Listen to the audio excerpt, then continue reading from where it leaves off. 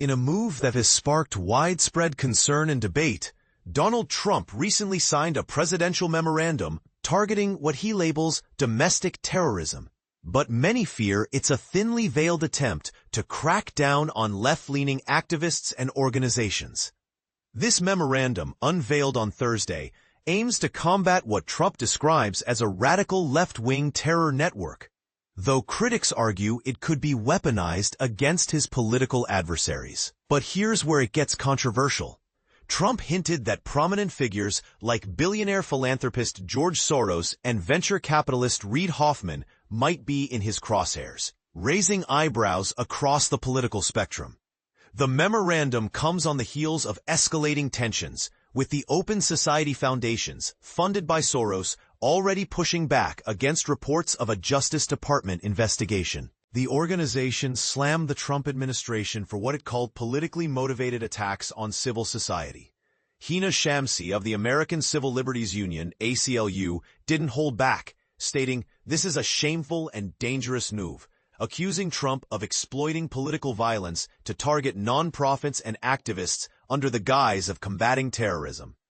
At the signing ceremony, Trump framed the initiative as a comprehensive strategy to dismantle organized political violence and domestic terrorism, involving agencies like the FBI, the Department of Justice, and the Department of Treasury. However, the ACLU pointed out that joint terrorism task forces have a troubling history of targeting protesters, communities of color, and dissenters, raising questions about the memorandum's true intent. Trump's rhetoric was particularly striking when he claimed to know some of the wealthy funders behind anarchists and agitators, though he remained vague on specifics. "You wouldn't know at dinner with them," he said. "Everything's nice, and then you find out that they funded millions of dollars to these lunatics." This ambiguous language has left many wondering who exactly is being targeted and why.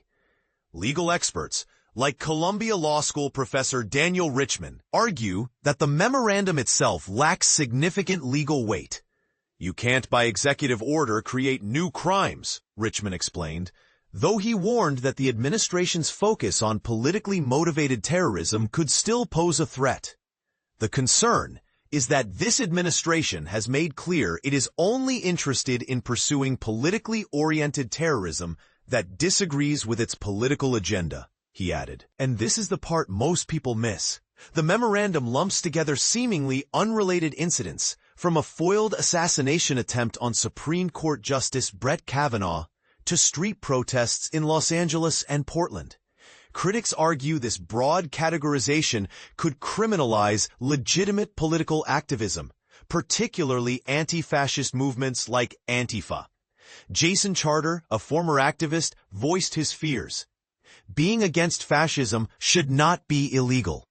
The timing of the memorandum is also noteworthy, coming amid calls for retribution following the murder of far-right pundit Charlie Kirk, which Trump and his supporters blame on a left-wing network, despite evidence suggesting the suspect acted alone.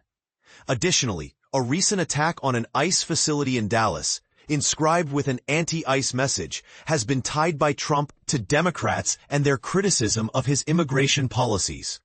Stephen Miller, a key Trump advisor, hailed the initiative as historical and significant, claiming it's the first all-government effort to dismantle left-wing terrorism.